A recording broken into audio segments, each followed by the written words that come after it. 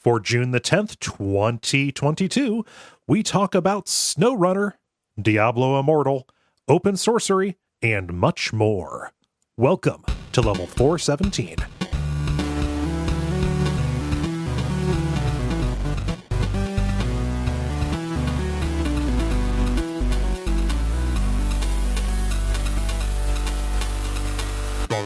My name is Cole Ross. I'm Dennis Furia. I'm Jala Prendez. And I'm Ben Merkel. And you are listening to The Level. It's a podcast for people who love video games. Welcome back, Jala. Thank you. Yeah. What's going on? Oh, a couple of things. One, my sunflower is now taller than my house. Than your house or than your office?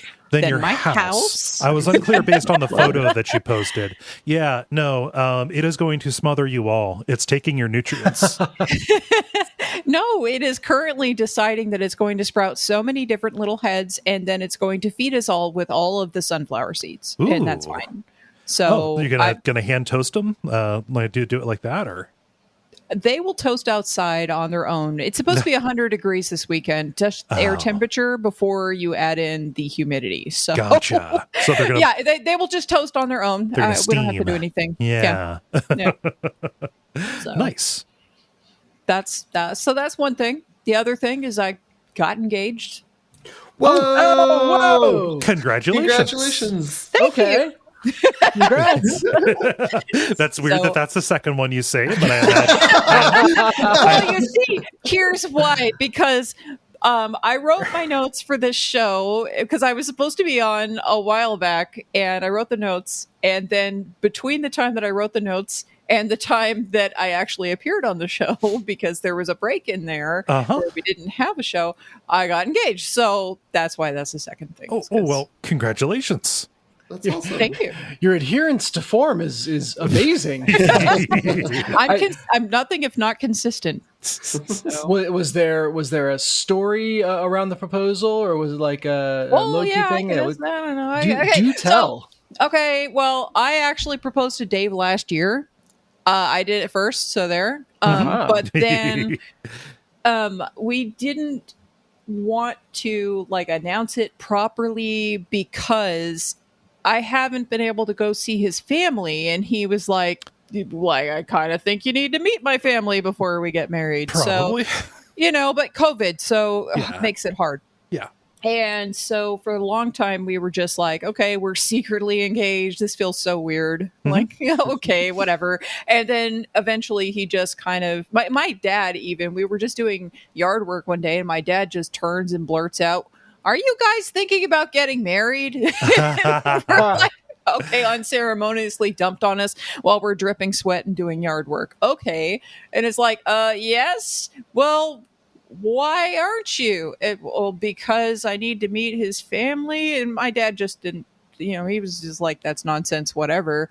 And I don't know if that had anything to do with it, but then Dave eventually just got tired of waiting for an opportune time for me to go see his family because COVID continues to exist and it's not getting, super better. Yeah. So, and so he just proposed right back to me.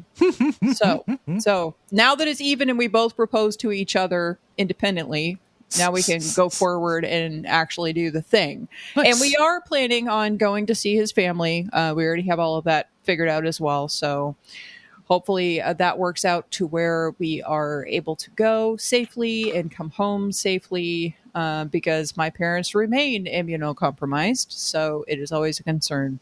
Yeah. But anyhow. Must have been nice for Dave. Pressure's completely off. They're going to say yes if they've already proposed to you. Right. So I guess I could have thrown him a curveball or something, but that's not really. Yeah, that's not really my style. I don't make jokes like that or play pranks. So yeah, a little serious. Wise. Yeah. So well, congrats! Congratulations! Thank you. Yeah. How is everybody else doing? Yeah, who can top that story? No. Have you guys set a date, or are you just like... Oh, well, we were wanting to do it on our anniversary of, our dating anniversary next January. But then when I looked it up on the calendar, it's Martin Luther King Day. Happens to be Martin Luther King Day. So like that means that like we can do something, but like, you know, we can't like go get the license and all of that on that day. So I don't know. I haven't looked at all of the stuff. Basically, what we're going to do is kind of do a repeat of the first time that we met face to face, where basically he had come to Houston and then we were going to go to PAX South. And because I'm Jala, I took him all over the place, and we went to Fredericksburg to the winery, and we went to Austin, and we were just like touring Texas basically. And so we were talking about going over to San Antonio and like getting married there, just very simple thing, away from the house and everything, because with my parents being in the physical state they are in, they would feel very guilty if we did it here in town and they couldn't help or do anything or physically even really attend, because it's very hard for them to get around. And, you know, they got breathing problems, COVID, you name it. So we were just going to go out of town, go do the thing, very simple, and then just basically roll that right into a honeymoon, have some friends, you know, come and just all hang out in Fredericksburg at the winery, and then swing by Austin on the way back home, and just basically do the same trip that we did that first time, but this time like a victory lap. Nice. So very cool. Yeah, thank you. Yeah. I don't know that any of us can top it, so one of us is just going to have to go. I got nothing. You got Greta and Dottie. Oh, no, I don't mean to say I have nothing. No, I know that, but I'm just saying you always have a Greta or a Dottie story, or both. Greta. So I got a big fancy bed for them to sleep on in the living room, and I caught Greta peeing on it today. So no. Yeah, and I was like, she's not quite sitting down, she's not quite standing. What's she doing? And then I went over and inspected it, and I was like, oh, well, I gotta wash this and then probably never put it out again. Yeah, I was gonna say, does that mean that she likes it or that she hates it?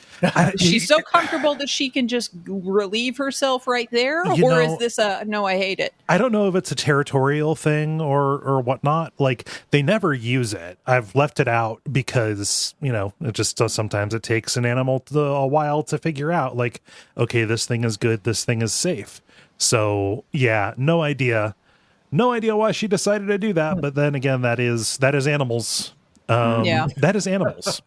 So, but no, that's literally all I've got. I've been so busy with administrative stuff mostly that I've mostly been just kind of kicking it around the house and trying to keep up with assignment play, which I am failing at doing. So I understand the feeling. I have my own little assignment play, as you know, and I'm like, oh, I have been very busy. This is hard. That's negotiable too. We can talk about that one. But yeah.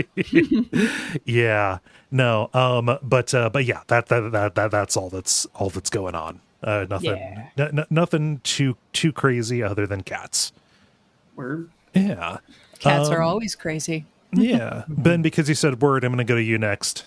I had a low-key weekend because I forgot what I did over the weekend. But I remember now. I had to jog my memory. You either had a low-key weekend or you had like the most best weekend. Yeah. It was not that. I played a new board game with some online friends back in Texas. It was a game called Carnegie, which is an actual game, but they have a version of it on Board Game Arena online. And it was really fun. I had it was a fun mix of game mechanics and theme. You make a company, and then like the meta narrative is eventually you have like too many resources and money, so you start donating them for victory points in the game, and so it's this like weird commentary on these like old tycoons who maybe wrecked the country in some ways. But you say that in past tense. yeah. I mean, they were oil barons. We have different barons today. True.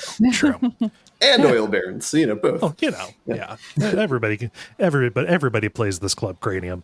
Yeah. Nice. How about you, Dennis?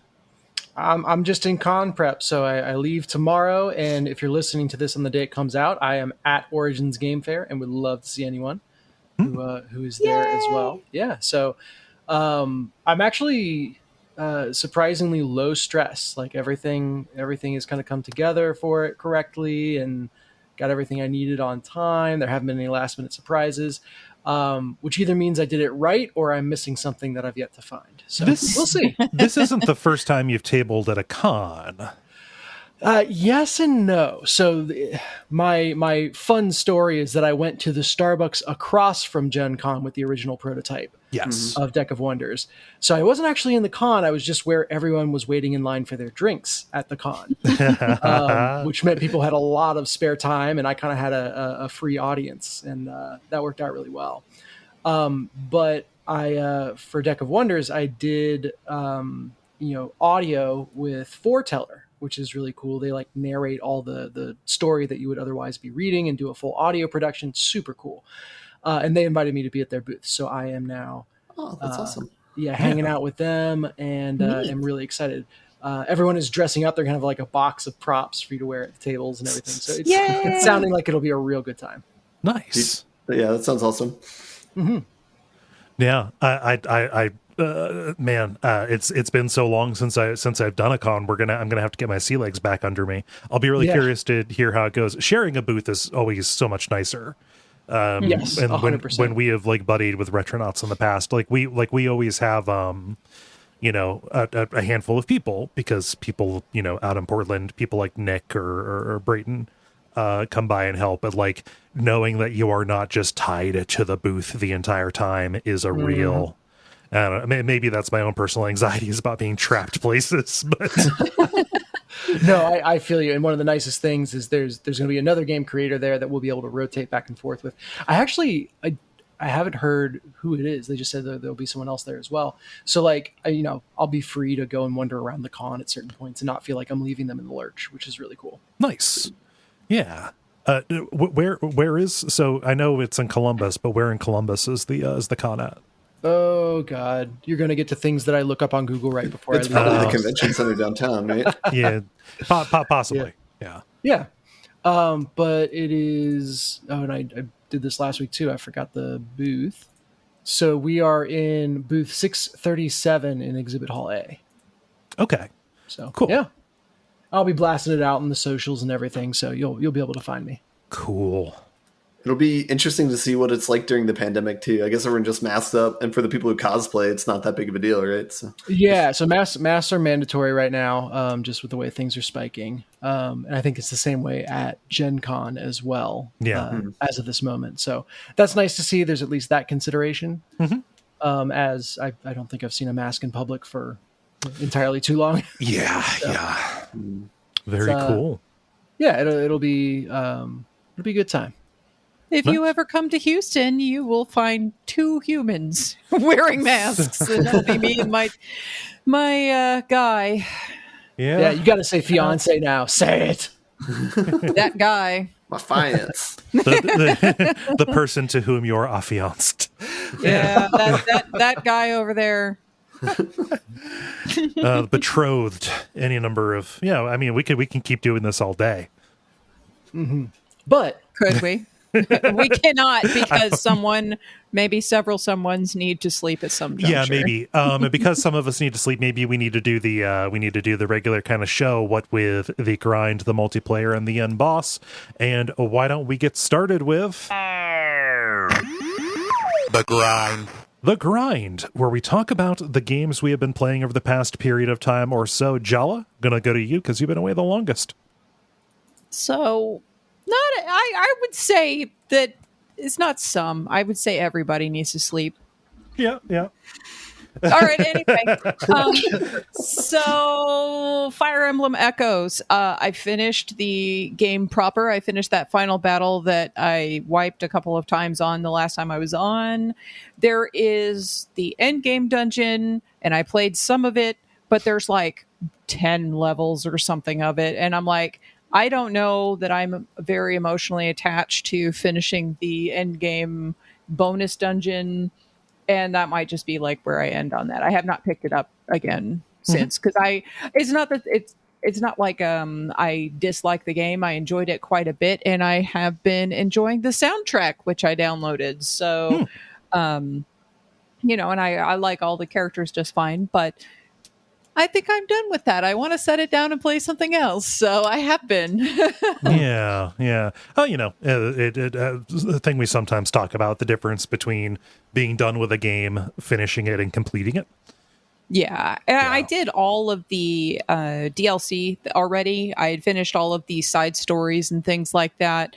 So it's just like the top tier. So you have to super grind to get to that part to unlock whatever in the DLC that I didn't do. And then like the rest of the end game dungeon. Who knows? Maybe I'll pick that up in a few months and be like, I really want to go finish that and then jump back in. It's not unheard of for me. So the next thing that I played was Open Sorcery Jingle Bells.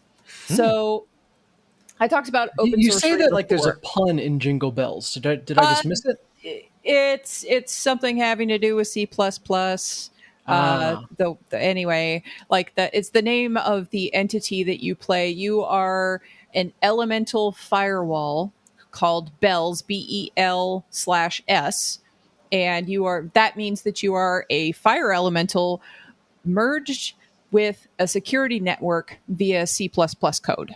So you are part program and part fire elemental, and your duty is to protect the network from invasion. So, and that's like the original Open Sorcery game is this Twine game that was created by Abigail Korfman, and it is very, very fun. I talked about it on the level. I don't know when. I will not even attempt to tell you when. Sometime a long time ago, but maybe like a year after it first came out.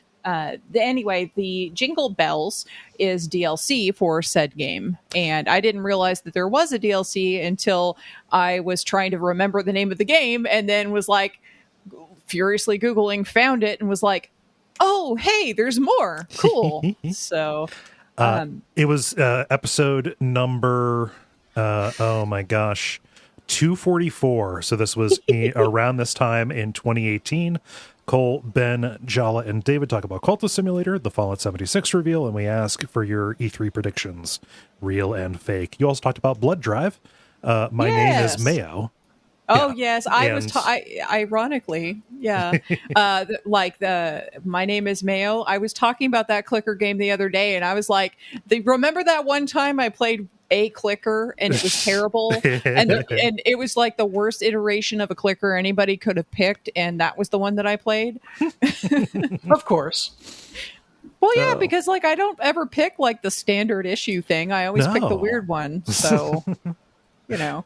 Oh. As evidenced by your fiance. No, he's absolutely like the best and the sweetest, and he is so normal when you talk to him like every other human being. What's the present line? She is completely ordinary in the best way possible. No, he's very, very goofy, but you'll never catch him being goofy talking to anybody else except for people he's known for a while. So he's very serious, and he has like this super dour face in most photos except when I'm involved, and then he makes weird faces at the camera because I make weird faces at him all the time. So I was going to say, we have a lot of Daves that orbit the show, so I'd say it's a crapshoot on who's the weirdest. This is true. There's Dave is Legion. There's lots of them. So anyway, talking about Open Sorcery.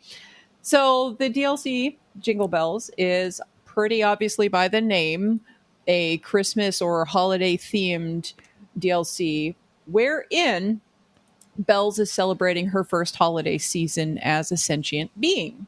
Because in the original game, you can gain sentience and, an independence and stuff like that. So either way, it contains the same mechanics as the main game. You patrol your network to ensure that it remains secure, pinpointing any potential threats by using clues in your general observation, and then seeking the matter and the motive of any invasive life forms that you find. Matter is what the creature is made of, such as fire, like you are a firewall, you are made of fire, air, light, or whatever.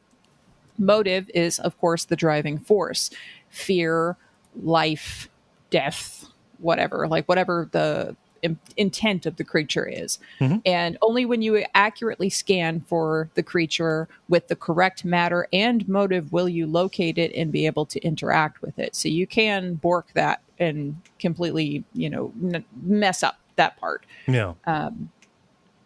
Not all of the invasive creatures that you find are there with malicious intent. Some of them, especially in this particular game, are there to spread love, and others are protecting the world from consumerism and stress of fake holiday cheer. And I'm not kidding, that's a thing. It's very good. And aside from protecting your network and operators, you also learn about different winter holiday traditions and seek out the perfect gifts for the people in your network through a combination of interactions with your dreams, because now that you're sentient, when you turn off at night, you dream, but also the miscellaneous visiting beings that you talk to and trade with and so forth. And it's neat because it doesn't just show like here's Christmas, it also has Hanukkah, and it also has Yule, Wicca, Yule, and things like that. And so they show a bunch of different things that all of the different operators engage with during that season. So it's real cute, real sweet, real short because it's a DLC. So I had a good time playing it, and it just made me want to go back and play the main game again because it's been long enough since I played it that I'm not going to remember all the ins and out of the game, and I can go back and enjoy it fully and be excited about that. Yeah. But instead of playing that game again, I played a different game by Abigail Corfin. Okay. So, which one? She's done several different short games, and several of those are on her website. She actually made a new open sorcery game called C++, but like SEA. Like C++. an ocean. Yeah. Uh-huh. And so that one is on my wish list, or maybe I bought it and it's in my backlog now. I don't remember which of those is actually true, but if it's not in my backlog yet, it will be there whenever it goes on sale. So, but what I played was 16 Ways to Kill a Vampire at McDonald's. So you play Lucy, a vampire hunter on her night off, who walks into a McDonald's and finds a vampire. Of course, you need to find a way to slay it. So you that's just the scenario. You just drop in the middle of this situation. You are at the McDonald's. There is a vampire in a booth. There is the lady behind the counter who is the intended victim. And then there is you. And that's it. And then you are looking around the McDonald's. You can go in the bathroom and steal paper towels, or you pick up some straws, or do whatever. You're like trying to find different methods by which you can possibly eradicate or drive off this vampire to save the day. The first way I managed to kill it was by recruiting a homeless woman handing out religious pamphlets to come in and melt him with her faith after trapping him in the building with a holly wreath that I found in a dumpster. Checks out. Yeah. The second way I managed to kill it was with a UV air sanitizer I moved from the bathroom, since UV in this story is part of the sunlight that actually kills a vampire. Oh.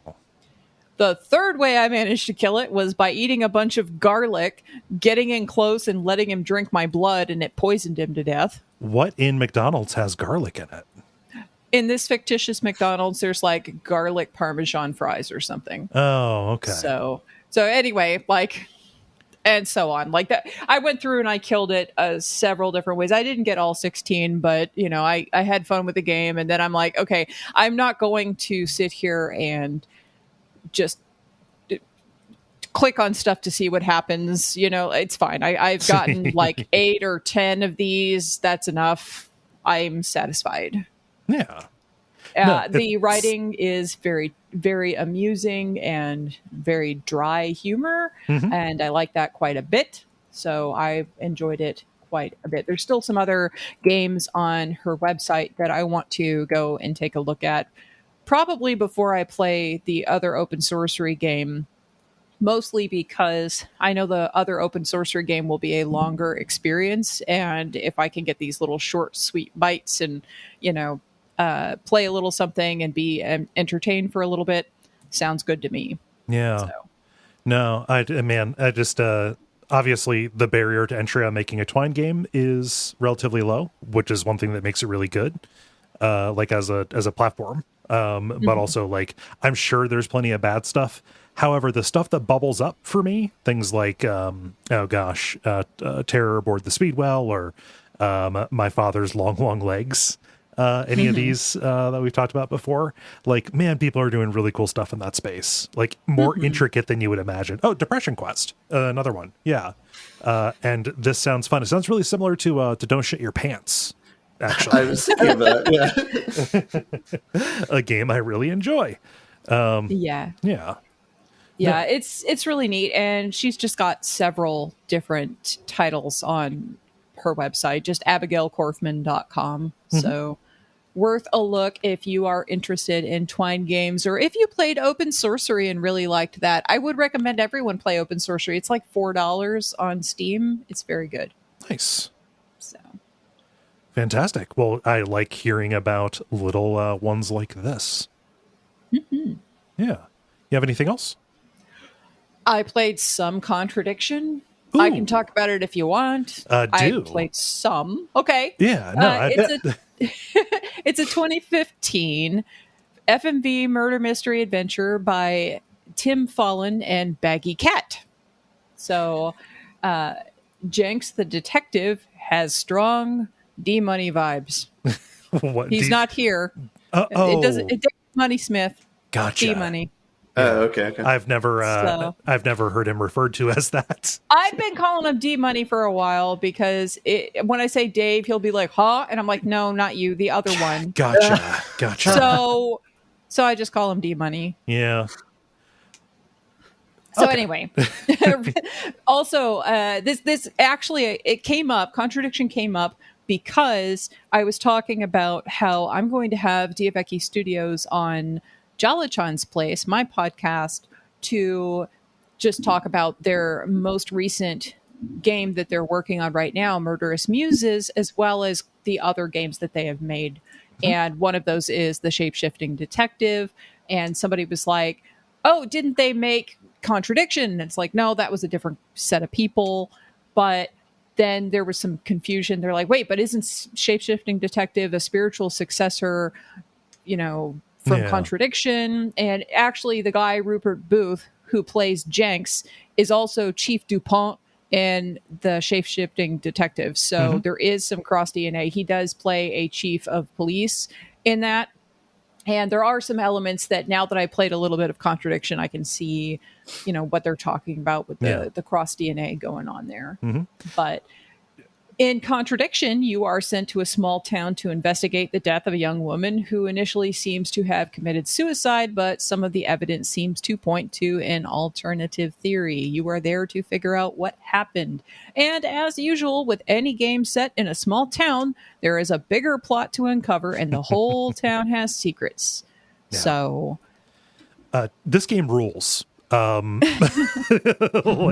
it is a simpler, more bite-sized Phoenix Wright game, but it is very, very charming FMV, and I want to buy a house in the town where this takes place, murders and all. I can deal with that. Yeah, so far in the game, I have talked to various individuals. I have completely just stolen a bunch of people's stuff. I have broken into various buildings. That seems to be Jenks' MO. And all the wholesome stuff. Yeah, and I got so eye-rolly when there was a mask that had a triple moon on the forehead, and it's supposed to be like, ooh, spooky times. It's like, oh God. You guys already know, I just get eye-rolly whenever I see people misappropriating symbols, and it happens all the time. But it just makes my eyes roll so far back into my head. But anyhow, I will say that the Steam port of this is tearing real bad for me, and I actually had to, when I first opened it up, I had to close it and then reopen it again to get it to be able to push the button to play the game. Oh, weird. So, and other people said that they didn't have this problem previously when they played it, but I don't know if that's because I was playing it on my Surface, which has like Windows 11 on it, or, you know, like maybe it's because I have a newer version of Windows. I'm not sure, but it is pretty jank. Ew. So I played, I don't know, a couple hours or so so far, but it was funny because at first I didn't realize that Rupert Booth was the same person who played Chief DuPont and the Shape-Shifting Detective. So I was like, I know this guy from somewhere, and I couldn't remember where I'd seen him. And I was like, wait a minute. Is he in that? Oh, he is. And I Googled it and was like, oh, okay. Hello, friend. I did find out that the developer, Baggy Cat, also has another game, At Dead of Night. It's a horror game set in an old hotel on a remote headland, and it came out in 2020. And I was like, oh, it's a full motion, I guess. I don't know. Some kind of a horror game. So, Kole, there's something for you to look at for possibly a hex crank in the future, I guess. What was this called? At Dead of Night. At Dead of Night. Uh-huh. That's At Dead of Night on Twitter. Okay. So. Huh. Very cool. No, I hope that you get the technical problems worked out, because that is a neat one to my recollection. I have Windows 10 on my actual desktop PC, so if need be, I can try it on here and see if it works any different. And if it's still messing up, I don't know. I could get it on another platform or something, but we'll see. It just kind of depends upon how bad it is and how pervasive it is. Right. So I've been enjoying it so far, and definitely when you said Phoenix Wright, I'm like, yeah, because you're literally, the name of the game is finding contradictions in witness testimonies, and that's what you're doing. So yeah, cool. You're not interviewing any porpoises or anything, at least not so far. Well, I mean, can it even be called a detective game at that point? So very cool. Was that all you had? That's all I got. Nice.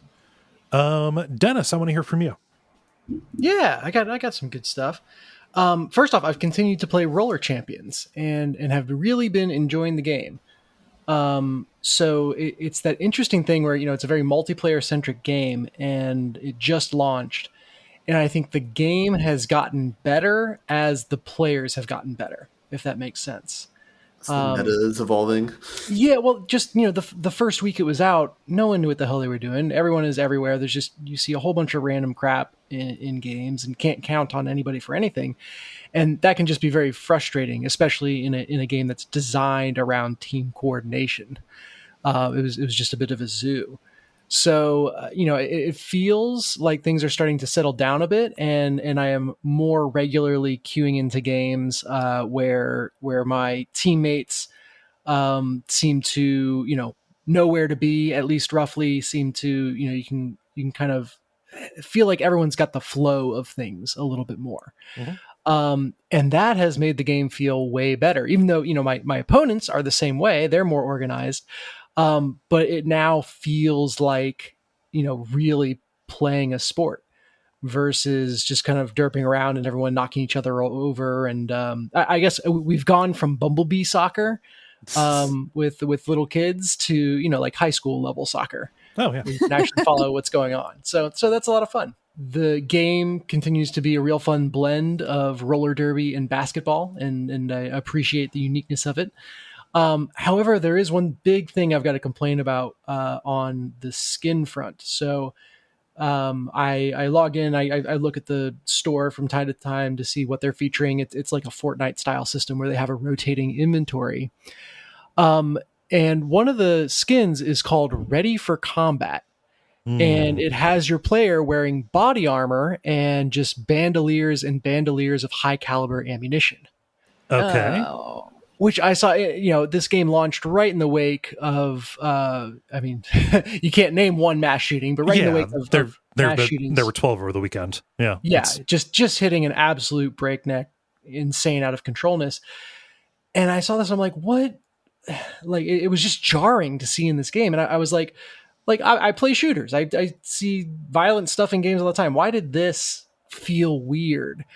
And I realized like Roller Champions kind of couches, or its world, its theme is like it's a real world sport. So, all of these are stadiums filled with people, like you would see in Rocket League. You hear the cheering while you play. They're all in actual cities, and you see people in the stands.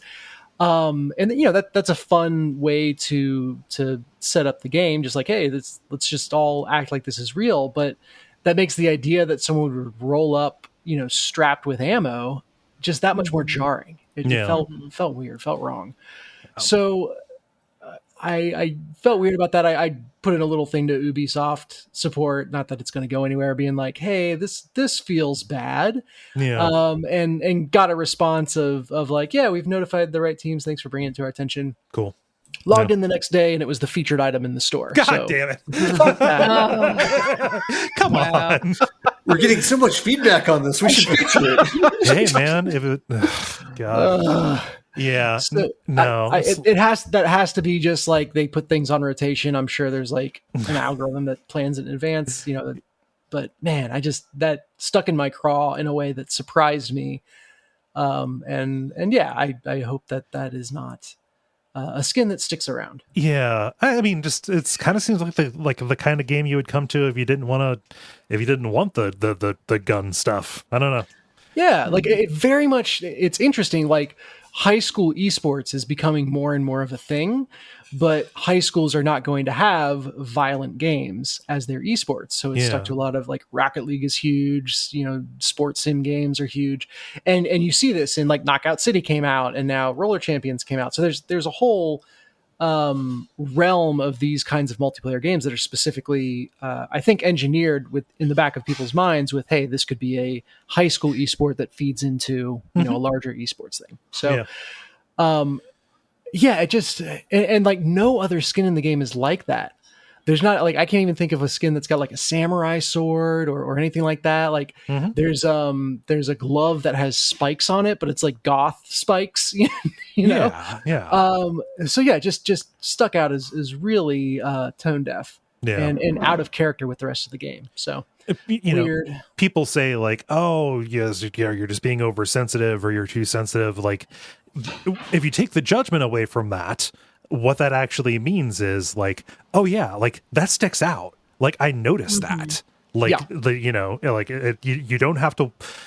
People say, oh, you're sensitive, like you're a walking raw nerve or what have you. But it's like, no, you're sensitized to it.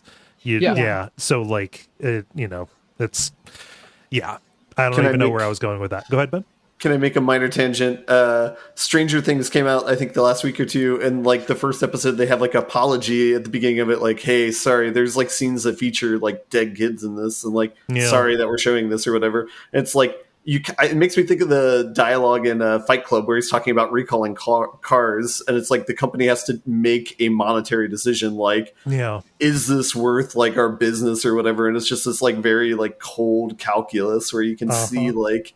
They know what they're doing isn't 100% right, but then they have this like financial motivation that goes against that, and it's it's like gross. do we delay the season because of this event? And that's the thing is they have the season in 2 parts because the last 2 episodes aren't even done, which they're releasing like a month from now. So it like would have been even more cohesive if they released it a month from now. But like weird. I wouldn't want to be in a position to make those kind of decisions, but it's pretty. I don't know. I also would have noticed that would have stuck out, especially if it was the freaking featured item. Which it's bad timing, and I doubt anyone is in there with malicious intent, but it's like, there's a responsibility to read the room on this stuff, so that was the thought that sparked. Still enjoying the game. Even just change the stuff in the bandoliers, make it like Nerf darts.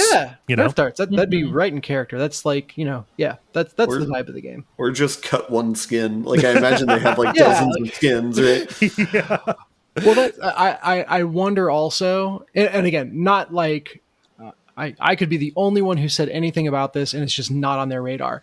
But to the cold calculus thing, I wonder if there's an element of like, okay, if we pull the skin and do an apology and make an announcement that will put a laser focus on the fact that it was in the game. It's like deleting a tweet that people don't like. It's the Streisand effect. Yeah. Yeah. So I wonder if it's just like, all right, it's out there, it's in the oeuvre, the outrage has been slow enough to not have to worry about it. Yeah. Which again, outrage is generous. It was just like come on, man, be classy. Yeah. So Roller Champions. Another game that makes me feel like, oh, come on, man, be classy, is Diablo Immortal. Oh, yeah. No. I saw a figure. It takes $110,000 to completely level up a character in that. Absolutely insane. Or to get all the highest level gear. Okay. Yeah. So I was not at all interested in playing it, but had some friends who invited me along, and it's like, all right, I'm going to prioritize the friendship over like using it as a cudgel and whatever. And I read all the crap about how microtransactions get really egregious, but I played it and it feels to me like there's a tale of two games going on.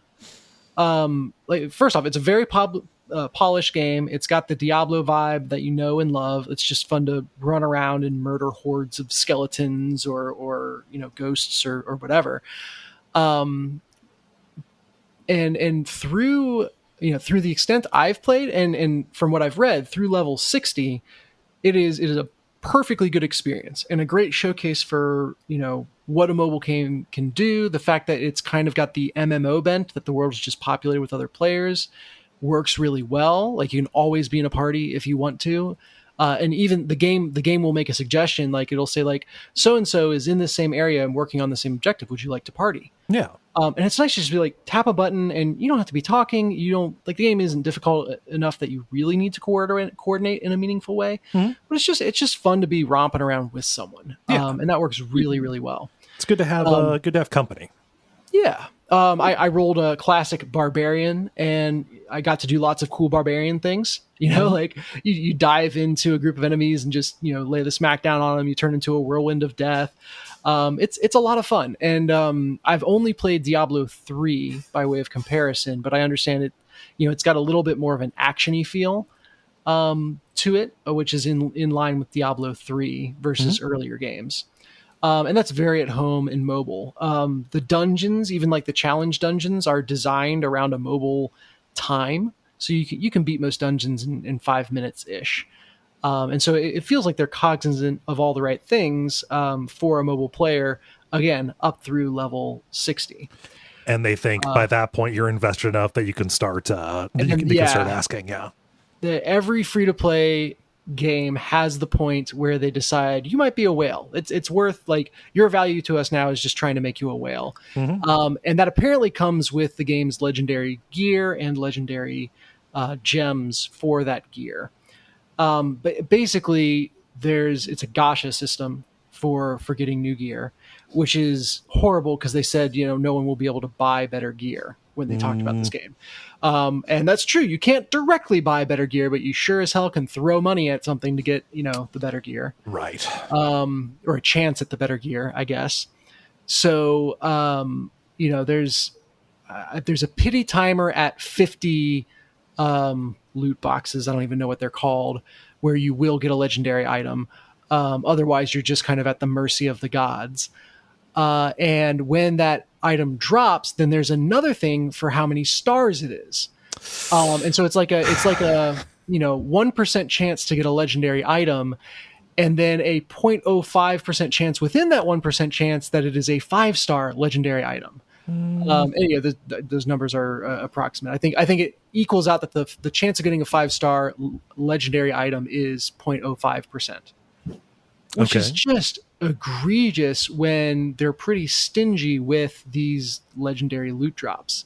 We're talking like 3 a month. I think you can get for free. Oh, that's just no way to level a character. Insane. Well, yeah, and at that point you're at the level cap, at least for now, and you're trying to make yourself better through gear. And every little advantage helps, especially like it has a PvP component. So people are going to get competitive. People are going to spend that money. Like you said, I think the amount to get the guaranteed best gear, leveraging the pity timer and everything, is over $100,000 by a sizable margin. Yeah, which is just insane. And so it's like I've enjoyed the time I've spent with Diablo Immortal, and it's fun to romp around with friends and do cool barbarian things. But I also know that at the back end of this, like I'm not going to have a trouble putting it away. That's, I could care less. And you're a responsible adult. You can control your behavior. Yeah. But this game is depending on people not being able to do that, or at least specifically the end game is, and that feels weird. Yeah. Yeah. So that's Diablo Immortal for you. Yeah. That's like the weird thing about that game design in general is like, instead of everyone paying like $60, it's like, no, we're going to prey upon the people with gambling addictions or have too much money. Yeah. Yeah. And I mean, ultimately anyone who's not paying is paying with their time or serving as content for the people who do pay. Yeah. It's network effects kind of thing. Just, I don't know, it feels ooky.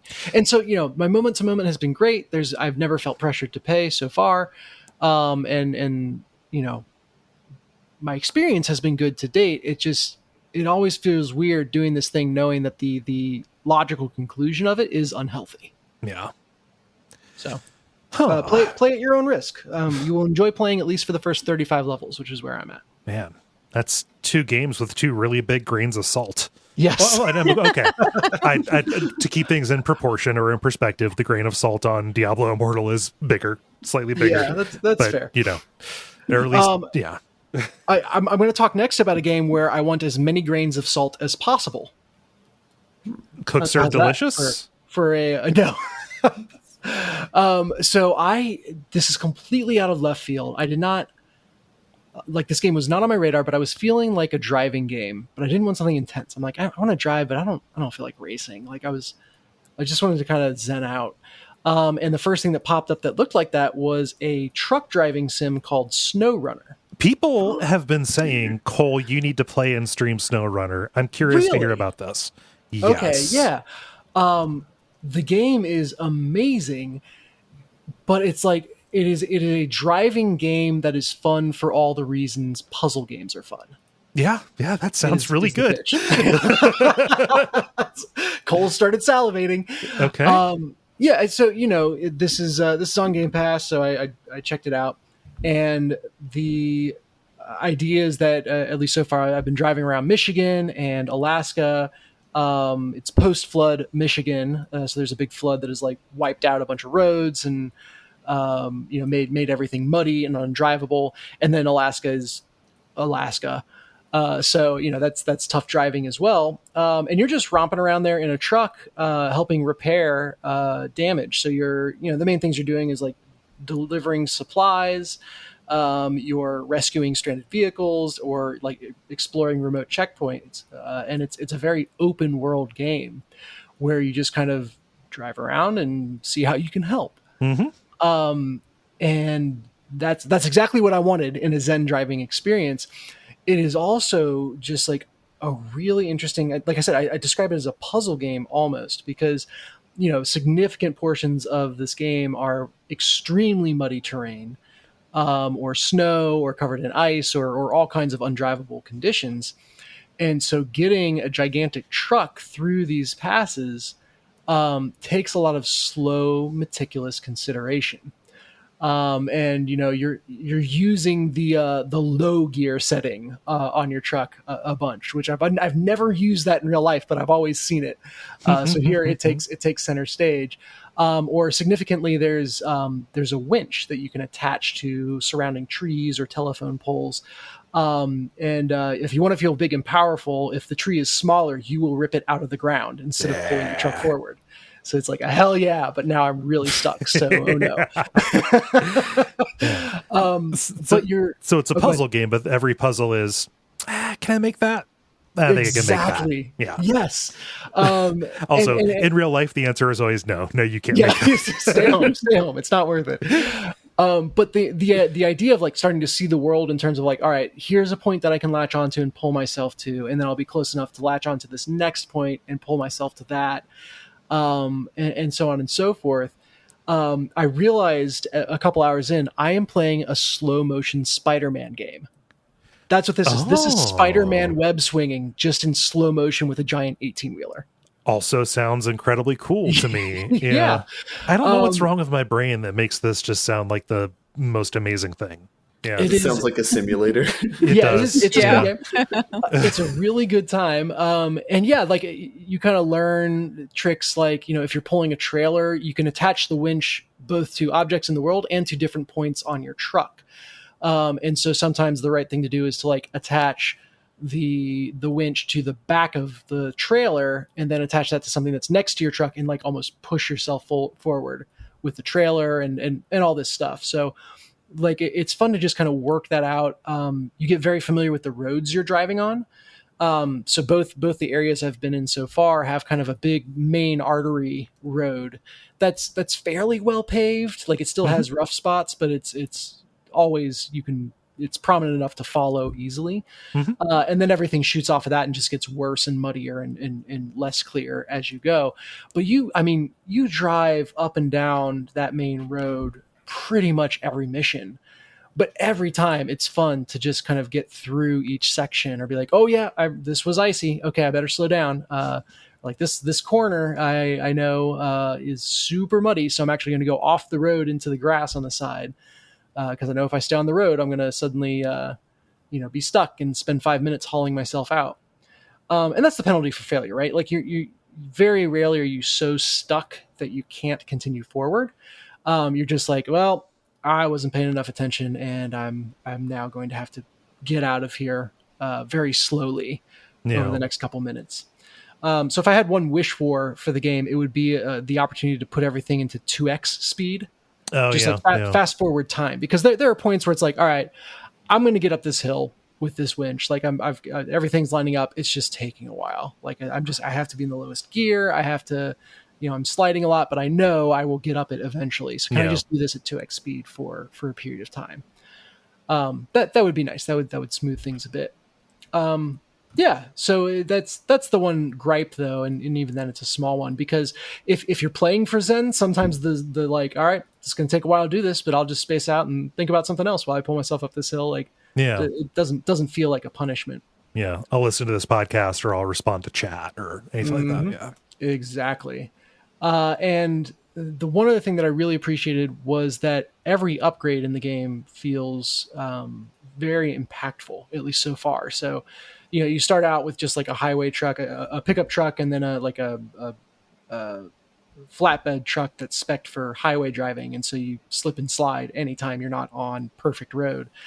And as you do jobs, you get reputation, which gives you access to more unlocks, and then you get money to buy those unlocks as you see. The reputation is the limiting factor. I've never unlocked something with reputation and not been able to unlock it with money. So it's kind of weird. Like, why is there a 2 currency system going on here? That it's odd. But every time you upgrade, like just putting mud tires on your truck, and suddenly it's like, holy hell, I can drive anywhere now. Like, this is great. I'm going fast. I never had to do this road going fast before. That's interesting. Why did I ever think I could get away with butter tires? Yeah. They're tires made of butter. These tires suck. Yes. And that expands your world. Or like, I'll never forget, like I raised the suspension on my pickup truck. I was like, hell yeah, I'm a badass now. No more getting stuck in snow. Went out and promptly rolled it. I was like, oh. I got stuck in this overpass. Shit. That's what a higher suspension does. It raises your center of gravity. That should have seen that one coming. But yeah, so everything like that. You can put a snorkel on your engine, which I didn't know was a thing, but then suddenly it's like big pools of water I'm going towards, not away from. Sweet, let's go. And so every upgrade I've bought so far just makes the play feel very different, and it is very empowering to feel like this road that took me 5 minutes the first time I went down it now takes me about 30 seconds just because I'm kitted out properly. But with that though, the missions, you're carrying progressively larger loads into more dangerous places. So there's always a new challenge in front of you, but the challenge is not just we made the bad guy numbers to go up to match your good guy numbers. That's good. Which I feel like a lot of games do for difficulty now. So refreshing to see one that the difficulty is constantly new challenges based on your stronger position. Yeah. Yeah, so Snowrunner, it's a lot of fun. It's a dangerous game to play right before you go to bed because you look up and it's been 5 hours. Mm-hmm. Sun's coming up and you're like, oh well, I sure got a lot done, but there's always a car stuck over the horizon. That needs rescuing. Well, you've done an effective job of selling this, and by selling this, I mean I would not have a chance to play it for a month, but buy it with your time when you have enough of that saved up. Yes, yeah, nice. So that's the big new one I've been playing, and like I said, I would love Salt to put on the roads, but that is the only Salt I have about this game. Yeah, well, if somebody salted the roads, he'd be out of a job. So this is true. Yeah. Nice. All right, I want to go next because I feel like this is a good segue. So Snowrunner is a game that I've been memeing with some of my friends in the Discord channel from Cincinnati for like a couple months now. They also made a game called Mudrunner, which is before this, that you can buy for like $4 on Steam. And I wasn't going to mention it, but I actually played it this last week. Admittedly, was like 2 to 3 beers deep when I fired it up. Could not make it past the tutorial. There's a tutorial. Butter tires. Yeah, you winch your way towards a tree, and then you're supposed to drive on the road, and it was just not happening. You're in a pool of mud, and I tried like changing all the gears that I could. I tried winching all the different points that I could. Was not coming together. So yeah. Anyway, we also make fun of the fact that in the publicity material that they have for this, the only review that it has that's 10 out of 10 is from Thumb Culture. So that's the magazine that gets it and that knows that Snowrunner's the best. Anyway, that I wasn't planning on talking about that. That's just funny that that happened. Okay, the only ones that I do have, I just have 2 small ones. One, Elden Ring. I went to a few places that I hadn't been to. I went back to Chapel of Anticipation, which is where you start the game and get killed, which I had forgotten about that entire bit. The grafted scion. So you didn't live up to Anticipation. Well, I mean, the way that I think of it is I went back there and there wasn't really much there, so it was kind of like it's so tiny. Like there's nothing after you beat the crafted scion. It's just a cliff you have to fall off of and die. Yep. So weird. There was a lot of Anticipation, but then there wasn't much there. So yeah, I don't know. Chapel of Deflation, maybe. I don't know. But other than that, I haven't really done too much. Haven't really spec'd or anything. I've gone back to the wiki a few times to kind of look at possible builds to make, but nothing's really grabbed my attention. So I'm still kind of waiting, I guess, to find a build that I'm really interested in before going through farming for things and starting a new run and then trying to go for that. But anyway, the other one that I have to talk about, that's a small one, is I've been playing a decent amount of Monster Train over the past week. Oh, yeah. Yeah, so that's one that I played a while ago. I'm not sure how long ago. It's like similar to Slay the Spire, except you're on a train that's going through the 7 circles of hell, and there's like upgrade systems and stuff. Wait, the hell downsized? There's only 7 now? That's how it's been, right? Or were there 9 in Dante? I thought it was 9 circles, yeah. All right, so maybe it's 9 then. But anyway, functionally, it's very similar to like Slay the Spire. The only difference, instead of like 3 maps that you traverse with a bunch of tiny battles, it's like 9 battles with 3 levels, and the monsters kind of progress up the levels. So it's similar in size, but it's just broken down differently. Yeah. But the main news is that I beat the last ascension of it. They have an ascension system similar to Slay the Spire. Yeah, it goes up to 25. Yeah, exactly. And one-upping Slay the Spire. Oh, you got 20? That's cute. Well, I mean, I think the downside is I don't think the strategies are deep in this game as they are in Slay the Spire. So, like, for instance, the last one that I beat it on, the 25th Ascension, was just this, like, really dumb morsel strategy where it's like, just get this one unit and feed them like every turn that you can, and then you win the game, kind of. So it was a little bit disappointing in that sense. However, in the last like 8 or 9 times that I beat it in the past week, there were a couple builds that were really awesome synergies. I'll describe one briefly. Hopefully it doesn't get too inside baseball. But there's a unit where when he gets killed, he makes all the other units go stealth, so no one can target them. there's a unit that will root all the enemies that you're fighting on a level, meaning that they won't advance to a next level, but they'll all stay there. So it's just kind of like punting your battles, because now you have like 9 people attacking you before you can attack them. So it's kind of like it's like high risk, high reward sort of thing. And then just like a unit in the back, where every time a unit dies on the floor, they get +3/+3 like health and attack. Yeah. And so I made a strategy where I kept resummoning the thing that dies and gives you stealth every turn. So he was making those people untargetable, and then eventually those people would kill all the people that were trapped on the floor. The rooting person eventually got an ability where you could sweep across, so they attack everyone. And so then as people die on the floor, it buffs the person in the back, and they basically take out anyone that's big that's left over after the first person's attack. And so anyway, you just run this loop over and over again, and you just get the squad that can't be targeted at all, and scales with the number of people you die, and eventually get really big and can attack people. So it was like a sweet like 3-piece combo that I had never like considered before and just happened to discover. And that felt kind of, I mean, I guess you can do similar things in Slay the Spire, but in this one it felt more like you can kind of work towards it a little bit more easily than in Slay the Spire. Like Slay the Spire feels kind of like completely random, where it's like you may or may not see entire like enchantments, or you may or may not see like certain units at all on a run through. Well, and the big thing in Slay the Spire with those, small combos is oftentimes it's difficult to get all the crap out of your deck. So does Monster Train have as much of a, or is it as difficult in Monster Train to cull the weak stuff out of your deck?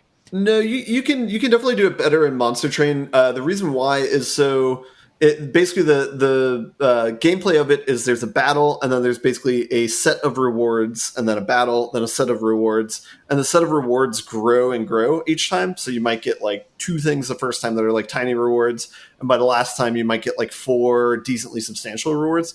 But the thing with the reward screen is it's basically a left track and a right track, and you pick which direction to go. And so some of the rewards might be removing 2 cards from your deck. Some of them might be buying like a unit upgrade or buying a spell upgrade.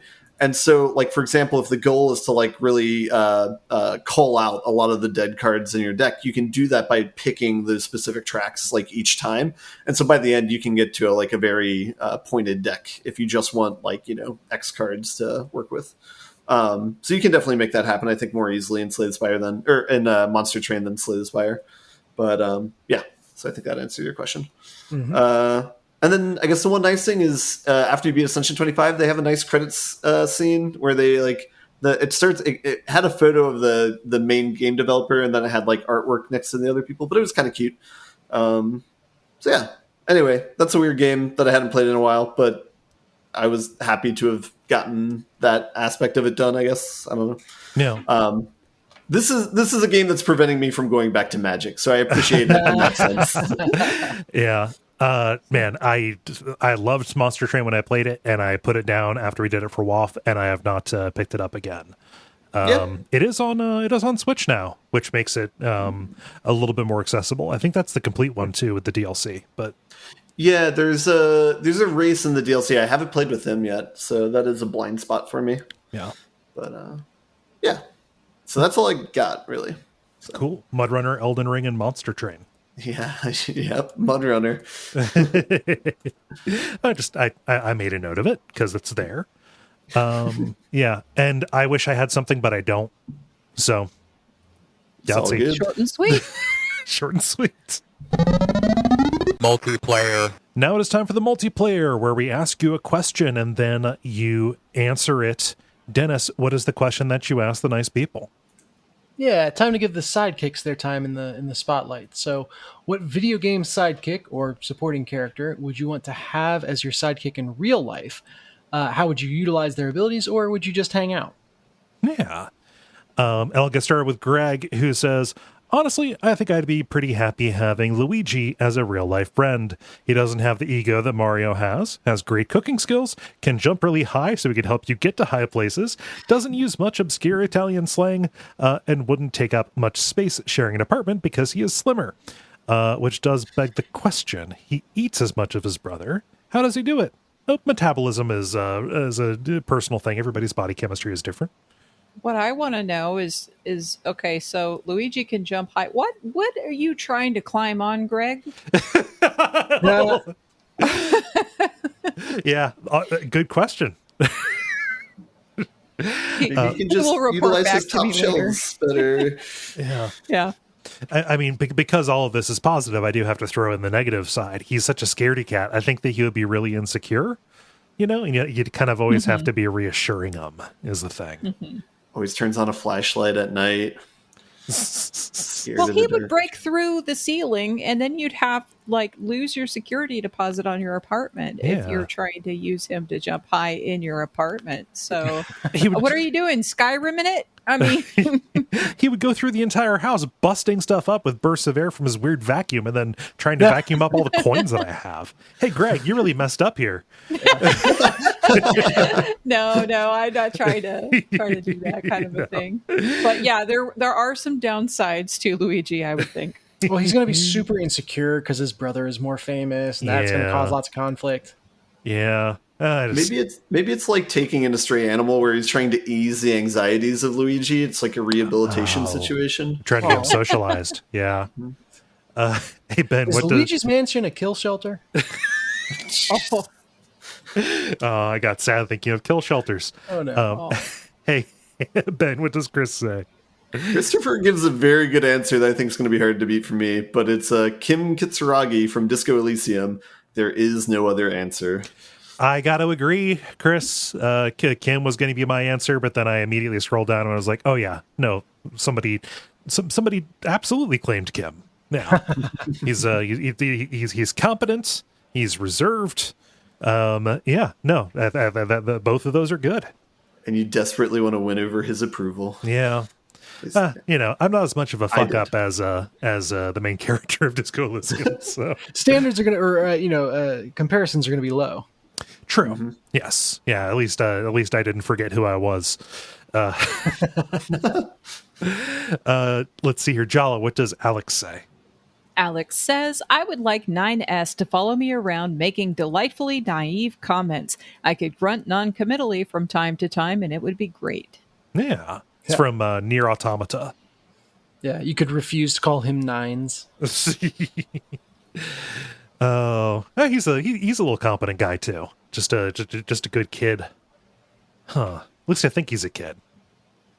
Well, they're robots, shorts, so that's usually coded as being a kid. At least he's in pants. My God. Oh man, Dennis, what does Case say? Case says BD1, the robot companion from Jedi Fallen Order, is my choice. Good mix of support functions while also being cute. Yeah, he rides on your shoulder like a parrot. Yeah. He does AR stuff. It'd be cool to have AR stuff. Mm-hmm, mm-hmm. Showing me a good map. I mean, I don't usually leave the house very much, but it'd be good to have a map. Think of how much time you waste opening your phone to look at Google Maps. Yeah. I do always have to search for it because I don't keep it on the front page. Yeah. Callum says, I do like how delightfully sarcastic Crank is. Helicopter backpack is just a bonus. Oh, that's Clank. Oh, yes. Yeah. There we go. Clank. Yeah. little typo there. Yeah. That's funny. And you know what? I didn't even think twice about it. I normally correct those on the fly. But yeah, Clank, the sarcasm would be fun. Somebody to goof around with. I don't know about having something that can at will produce very fast spinning blades. I just listened to a podcast about the shooting of the Twilight Zone movie, and woof. Oh yeah. That's a movie where famously people on set died because of a helicopter. Oh no! Yeah, it's actually a horrible tragedy. I'm legit scared of helicopter blades. So yeah. Not great. Oh, you don't want to Indiana Jones villain it. No, or boss of Siphon Filter 2 it. Damn, that's gonna be fun. Sorry, I didn't mean to jump in front of you there, bud. That's weird. 2 people thought about Siphon Filter in a week. Oh my gosh! And Ben, what does Ricky say? Ricky says, bear with me here. Navi from Ocarina of Time. Wait a minute. I think it would be nice to have someone around who's constantly pointing out all the important stuff around me and reminding me that there's all sorts of stuff I could do. Hey, listen! There's a water park just off the highway there and your son would love to go to. hey, listen, that restaurant has the best croquettes in the city. We're all slowly dying faster. Great sentence, by the way. And having a Navi around could help us stay in the present, in the moment, and ensure we live our fullest lives possible. There has to be a less interruptive way to have that happen. Maybe it might be less bothersome outside of a game where it's not a text, like a text prompt coming up. Like I can continue doing other stuff while Navi points stuff out. So I point to how frustrated I get when Alexa talks and I don't want her to. Yes. She suddenly goes off in the room and it's like, what? No. Yeah. What? But this isn't right. It's not something you want to do with a friend, but if you tell Navi just like, hey, can you can it for the next hour? Yeah. Yeah, if you don't have a sensitivity dial on Navi, then this could really backfire on you. Yeah, you need Navi. Like basically, I would like Navi to act as like the app Waze does. Sure. Hey, listen, speed trap 4 miles ahead. Yes. Yeah. I honestly don't have a better answer than Kim. At least one that I feel as much as I do. Like maybe I could say something like Solaire or maybe Mort. I don't know, but Mort's he's got a little bit too much backsass to him. I think Mort would actually be tiresome in person. So I'm going to digress and just agree with Chris on Kim. Ben, how about you? I like the Solaire answer. I feel like it would start to get uncomfortable after a while because you couldn't tell if he was in love with you or not. And then True. I think so. I don't know if this is a great answer or not, but this would at least make life interesting. Is HK-47 from Coder having him as a side agent? He'd always be trying to kill you or other people, and so there's always kind of a baseline anxiety of getting him to not do that. But otherwise, it could be kind of funny and enjoyable. Ben, I learned a lot about you today. I mean, if you want to make life more interesting, I'm just saying, that'll do it. This is true. Jala, how about you? I would say Yogurt from Shining Force. Okay. He's a talking hamster with a helmet and a sword. And we would just hang out and have adventures with Boken, who is Boken's name means adventure, and he is just a wandering dude, like an NPC that just shows up in every town. Like, you go to a town that's on a mountain and he's climbing the mountain and stuff. And then Yogurt's kind of the same way. Like, you see him behind a house and he's just hanging out back there, and then he pops up somewhere else, and then he randomly joins your force, and he's totally ineffective as a fighter, but he's a cute hamster in a helmet with a sword. And nobody wants to tell him he's not up to par. One time I tried to power level him. He only does 1 damage, and I was like doing my best to keep him alive and get him to level up. And I leveled him up, and he never got to a promotion class. I was trying to see if he could do that. I was very sad. I was hoping that he would hit the promotion class and then just be so badass that he would just destroy everybody. That's what I was hoping. Situation. Yeah, that's what I was hoping. I was hoping it was going to be a Magikarp kind of thing, but it was not, sadly. But Yogurt is still near and dear to my heart.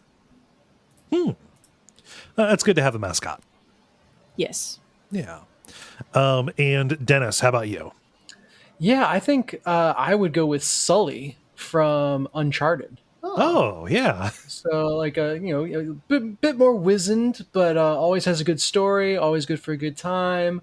I feel like he would get you into a lot of fun places, and just be a really interesting conversationalist. So the kind of story that Uncharted has makes me think this is going to be ridiculous. He seems reliable. Does he betray? He betrays you at some point, right? No, they literally pipe in a brother for Nathan Drake out of nowhere to have a betrayer. Gotcha. Sully is impeccable. Unimpeachable. Yeah. Unimpeachable. Yeah. And impeccable. And unassailable, but salient? I don't know. You'd have to make him smoke outside, though. Yeah, there is that. Yeah. And if you got the live action version, you could hang out with Mark Wahlberg, which is a weird choice, but also Mark Wahlberg seems cool. I don't want to ruin Mark Wahlberg for you. Yeah. There's damn it. Yeah, there's some hate crimes in the past there. Maybe you get some free hamburgers with that situation. So definitely a video game Sully situation then. Yes. Yeah. What would you say, Ben? I'm sorry. I said maybe you could get some free hamburgers out of the situation. Yeah. That sauce seems okay. Ugh. Man, this is the episode full of just like low key bummers. I'm sorry to. Yeah. Welcome to the world. Yeah. Seeping into the podcast. Blah. Well, good question. Thank you for posting it, Dennis. Thank you, everybody, for responding as thoughtfully as you have. If you would like to participate in these in the future, go to facebook.com/thelevelpodcast and watch for the prompts to go up on Monday afternoons. The end boss. Now it is time for the end boss, where we talk about things that are exciting in the world of video games. Jala, I'm going to go to you first because you posted this here first. What's happening in the world of remasters? So there's probably a GoldenEye HD remaster that will probably be announced on June 14th, as achievements are viewable on Xbox's website. The best indication that it is set for release on Xbox One and Xbox Series X/S is basically like just due to what the achievements are, current systems, that kind of thing.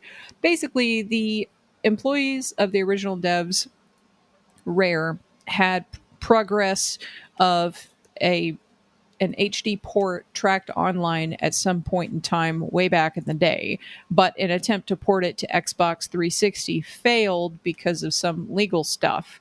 And theoretically, at least, it's looking like Microsoft may have gotten through all the legal red tape to be able to publish it, because those achievos were posted pretty publicly where people can see them. So, The end. That's it. Nice. That's the story. Yeah. I'd be curious. I don't. That game seems so designed around its limitations, specifically control-wise. It'd be real weird to play that with a modern anything. Yeah. Yeah. Huh. Well, we'll see. That'll make some people pretty happy. People clamor for it, and everybody wants to play as a digital Alan Cumming. So. Oh, of course. Yeah. I've got one here. So this is an exciting thing that I just saw today. We like to talk about labor stories here on occasion. A GameStop at the Gateway Mall in Lincoln, Nebraska is now without staff, or at least mostly without staff. This is because on one shift, a bunch of people there quit. I don't know if it was the entire team. Over the weekend it was closed after 4 employees decided to walk out and never return after what they say are bad working conditions. This is a mall store, so it was posted up on the inside doors. There was a notice saying, "We regret to inform you that we all quit. Our district manager has no respect for us as employees or as human beings. We have been told by our district manager that we were supposed to have had this store achieving sales quotas and running perfectly 6 months ago, which was 3 months before a lot of us even got hired." That tells you something about the churn. Yeah. The churn at GameStop is fucking ridiculous. Yeah, I can imagine. Unfortunately, despite the staff's best efforts, we are not God. And then they post the addresses of several other stores, local game stores, so even one in that same mall, and said, "Spend your money at an establishment that respects its employees. Sincerely, former GameStop team." I have not worked at a GameStop in over 10 years. But I worked at one for 8 years before that, and boy, oh boy, does all of this still ring true. There's lots of bullshit that comes down, even from the just the district manager level, beyond just the managers that you have to deal with day in, day out, which can be a little bit of a crapshoot sometimes. But all of this is happening. Belts are tightening there, in spite of the fact that since the GameStop stock reached meme status, the executives are getting ridiculously rich. There's a lot of investment in this, and even though that is fleeting and not actually based on anything, it's a bubble. It's a little bit galling to see that they are still treating employees like crap, having them push things like protection plans, push things like the power card, the Game Informer card that they have, things like that, and also understaffed as regards hours. This has caused a whole bunch of stories to come out. Other people saying like, "Hey, here's my horror story," including a story from one person ridiculously like back when GameStop bought EB. And this manager, she was like, "Hey, can you guys put in security cameras? Like, you make us work alone all the time. It'd be nice to have cameras." And they said no, they didn't give cameras. And then that manager, unfortunately, was murdered during a robbery. Holy crap. Yeah. So this would have been back around like 2003, 2004. Terrible company. I enjoyed my time with the people that I was with there, that I worked with, but everything from above the store level was ridiculous, and you love to see it. You love to see a principled, coordinated walkout, especially one as well publicized as this. I feel like I've gone on forever. I will see the floor. It is kind of funny that they have like the bravado of Sony re-releasing Morbius without the effect of re-releasing Mobius hitting them. So. Oh my god! The listing other stores to go support is a class move. I like that. Yes, yeah. Just big ups to that whole team. Good on them. Mm-hmm. Yeah. Let's see, Ben. What did Sony do? This is going to be like a bias slice. Sony had the State of Play last week, which is, I guess, their E3, since E3 is not a thing anymore. Yeah. So they just made a bunch of announcements of games coming out. I only wanted to talk about two of them that I was particularly excited about. Stray, the cat cyberpunk game, is coming out in July. They gave a release date for that, and I think an additional trailer for it. Mm-hmm. Maybe it'll be good, maybe not. Who knows? But it looks kind of interesting. Can I just say the one thing that sold me on that trailer immediately? Sure. So you're a cat in what looks like just a world full of robots, and the moment that I was like, "Oh, amazing," was the cat just kind of walks out of an alley that a robot is at the end of, and you see the robot like freeze and then start to back up, panicking, and then like push an alarm button and run away. So I love the implication that like cats are these creatures of terror in this world. So finally being treated as they should. I was going to say they're creatures of terror in this world right now. I mean, the one in my house just pissed on a bed right in front of me. They do not adhere made to eye laws. contact while doing it. Yeah. Do you have an alarm you can punch and run away? I mean, no. Well, the other one I want to talk about that came out of left field for me, at least, is they're doing a Resident Evil 4 remake, and it looks sweet, and hopefully don't fuck it up. But yeah, yep. I'm reserving any judgment at all. I need to see concrete details before I jump to any conclusions. Yeah. They have a trailer for it. It's coming out March of next year. I think some people on the internet put some like side-by-side comparisons of like screenshots from the original versus the updated ones. I guess the big question mark is like how closely they're going to follow the original one versus this one. Yeah. Like, will anything be like shot-for-shot remakes, or will it just be like a spiritual successor?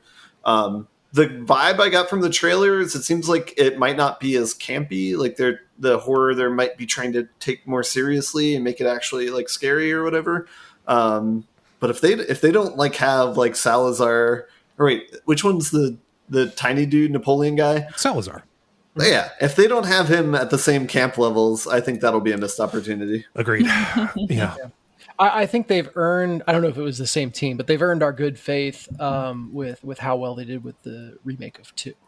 Yeah, 2 and 3, those remakes were really good. I think that something that distinguished those was how, playing 2 and 3 nowadays is a bit of a rough shake, seeing as Resident Evil 4 kind of created the modern third-person shooter to a degree. That it shares creation with something like Gears, right? But over the shoulder third-person shooter kind of deals. I think that makes it a bit of a rougher putt. Also, I think that RE4 is way more beloved universally than 2 and 3 are. So I think that the changes that they are going to make, and they have talked about like re-envisioning the story, I think that it's going to be a little bit more of a dicey proposition. But like from an outright quality standpoint, I think that Capcom has earned trust. It's just a matter of like, have they set themselves up for a task that is going to be by its very nature thankless. It's definitely, it looks, just from the little bit of trailer that they did post, it looks like they're going more in the RE8 style, where it's like that mixture of horror, but kind of like, I don't know, it seems more theme parky, more RE8 style than it does anything else. Yeah. So it's super hard to tell from a trailer. Yeah. Mm-hmm. So yeah, just from the way that it's shot and all of that, it just looks like that kind of vibe. Mm-hmm. Yeah. No clue, but that was a big event. I forgot that happened in between. Sometimes it's hard to remember what happens over the course of a week. Yeah. I started streaming this with my kids in the room, and they opened up on Resident Evil. I was like, oh, I just remembered you guys need to go do something else. Your children. Yeah. Okay. Oh, the littles maybe not. Yeah. And wrapping up here, Dennis, what's Wholesome? Yeah, so we just talked about a event that happened. Coming up is the third, I think, annual Wholesome Direct. So this is happening on June 11th, so very shortly after this episode goes up. And for 3 years now, they have been curating games that are uplifting, compassionate, and cozy. So yeah, it's just from a conference that I could not have my kids in the room for, to one that is like all games that they would be able to deeply appreciate, and that you might appreciate as well if you just want something cozy to play. Yeah. So I love that this exists, and they make it very clear on their website, like, we are not saying that you should be wholesome if you don't want to be. Like, wholesome is sometimes kind of a loaded word or a memed word. So like they really focus on that. Hey, uplifting, compassionate, and cozy is what we mean by that. Not that, you can't enjoy violent games, not that we don't enjoy violent games from time to time, or, dark games or whatever.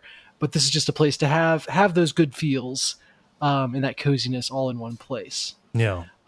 Which I'm on board with, but then I started reading the game names, and I have to admit, some of these started getting to me. You can only read so many names, like Snufkin, Melody of Moomin Valley, or Puff Pals, Island Skies, before you just start to grate your teeth, and you're like, all right, I need to see something ripped off of a body. I need to go play Doom.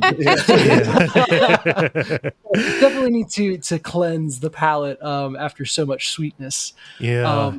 But in general, like, it's a bunch of good smaller games, which I'm always happy to see promoted, and it's games that I know I'll be able to play with my kids, which I'm happy about.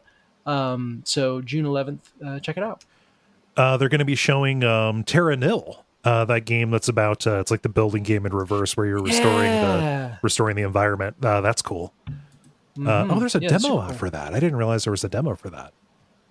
Oh, nice. Neat. Yeah, that's Devolver Digital. That's like a big name. Yeah. That's Devolver Digital publishing it. Yes. Yeah. I should say. They've got a pretty good track record. And Mail Time. Mail Time looks fun. You play as a little mushroom man. Yeah. Delivering the mail. Fun. Just a little bit of sugar goes a long way, but I think that it's good that there is this kind of niche, this niche event to highlight this. I'm not against it.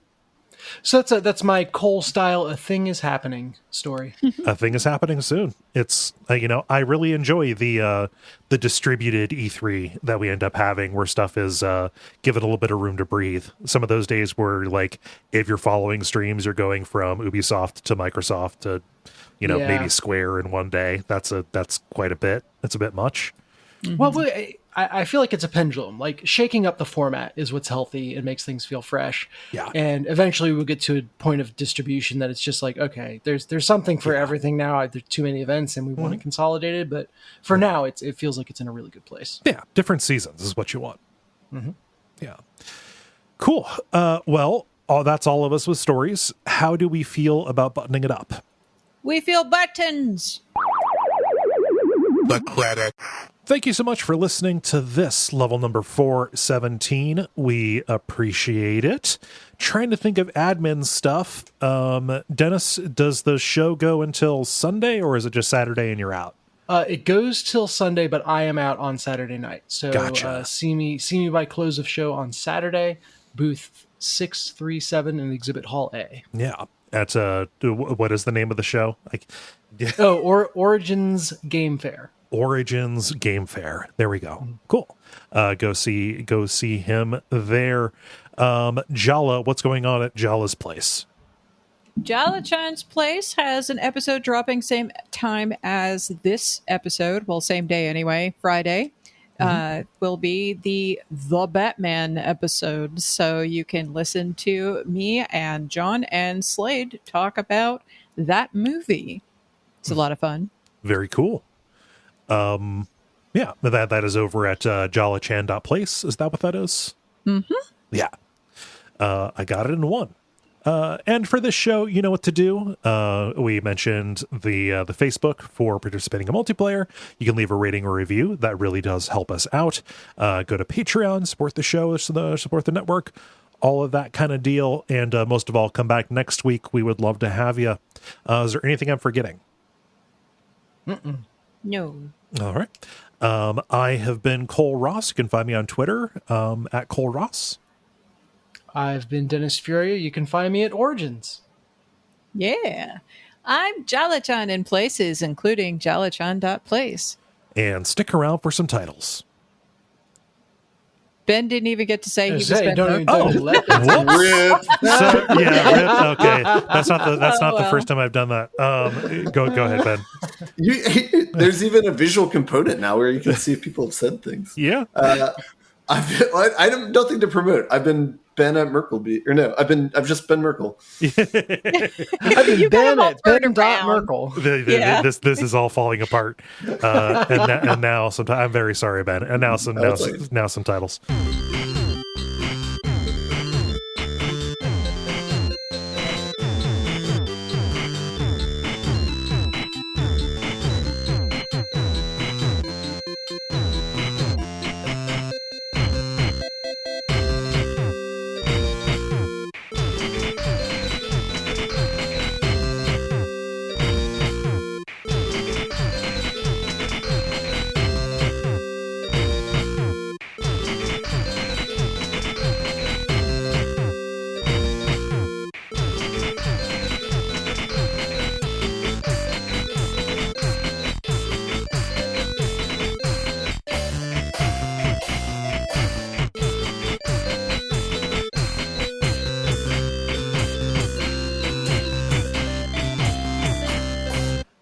Okay, so titles. I only have one that I wrote down. It was from the multiplayer, Slowly Dying Faster.